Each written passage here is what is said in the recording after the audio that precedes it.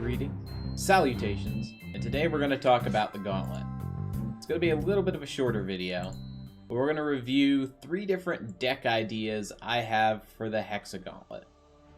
So let's just go ahead and check what it is. Deck size has been reduced, 30 cards for dual colors, 45 cards for tri. You can use up to 6 copies of any card. Full collection has been unlocked. Completing a run will give you an exclusive alternate art to Unstoppable Rage. Yada yada. So I'm assuming it's going to cost us 6 tickets to enter. Maybe 4 tickets. We will see. We don't know that yet. There is the alternate art. Honestly, I think it looks pretty good. I like the card.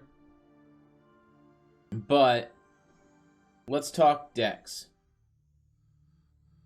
Exact numbers are going to be down in the description below. But the first one is, let me pull up my list so that I can make sure I'm going off the right thing. Hex Assassin. So this takes the idea that you can run 6 Spoils of War. You'll run 4 Dragonstar Riders, 6 Swindler's Markets, 2 Ice Spikes, Therana, 5 Maple Shields, or if you're feeling real spicy, you can sub in Horse Armor, and 6 Forked Bolts. The idea is, come turn 3, you can play Swindler's Market, or turn 2. If you're versus an aggro opponent, you can use Forked Bolts to clear off any of their early game charge creatures, or early game low health creatures. Get some health back via the market, and then your real engine is going to then be getting Spoils of War going, and you can either infinitely cycle Therana with Spoils, just have Therana in play a 0-cost Spoils, shuffle in more Spoils, etc. Loop that, and then you're getting damage for each market you have in play. Or you can use Dragonstar Rider, the Maple Shields, to kind of cycle through your deck. Then once you're through your deck, you use Therana Ice Spike combo to finish out the game. Therana shuffling in more Ice Spikes drawing you a card, getting more Ice Spikes, and getting health off of any copy of Swindler's Market that you have in play. I do think combo decks are going to have the edge in this Gauntlet versus anything control or versus anything aggro. Aggro, ironically, I think is the weakest, mostly because you're going to be rolling the dice on whether you can race your opponent, and your opponent is able to stack early answers against you. The next deck, also a combo deck, and honestly more of a theory craft than anything else. I probably won't be playing this one, but I liked the idea of it.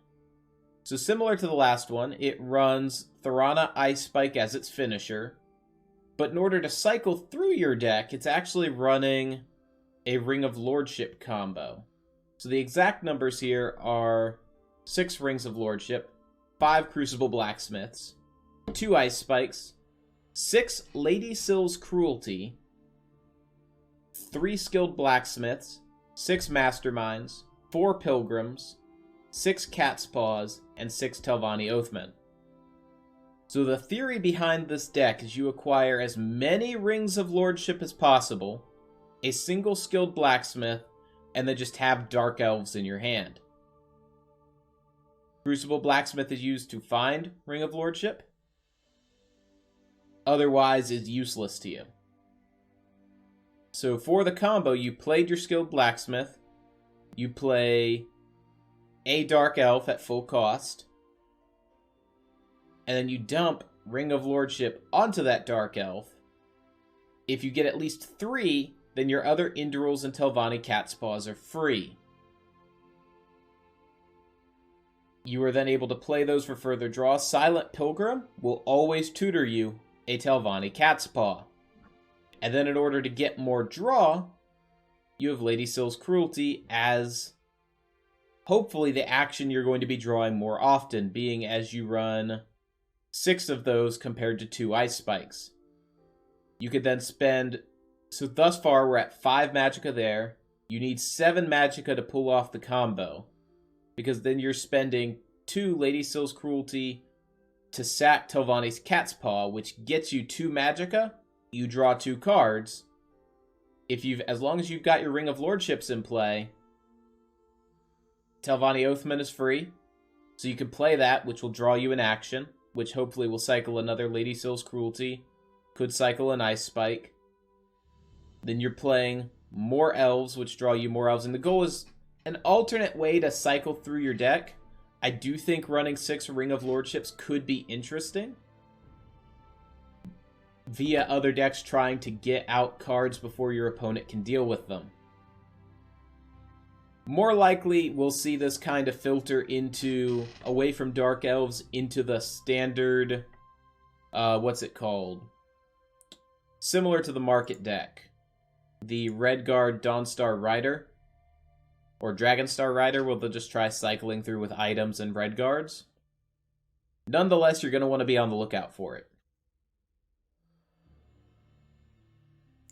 Third deck is good. I tried to think, okay, what are these combo decks we're seeing? How would I beat them? And what I came up with was a deck called I'm calling Hex Hatred. So what this deck is, it's a control battle mage, but it's body control. So what it's running is 6 Dark Harvesters as Prophecy, gain 4 health. It is running 5 Midnight Trespassers, and we'll get to why it's running Midnight Trespasser here in a little bit. 5 Balmora Spymasters, 5 Tinkering. So you've got the Tinkering Dark Harvester combo. Piercing Twilight, and Stampede Sentinel. It is running 4 Stampede Sentinels, 5 Piercing Twilights.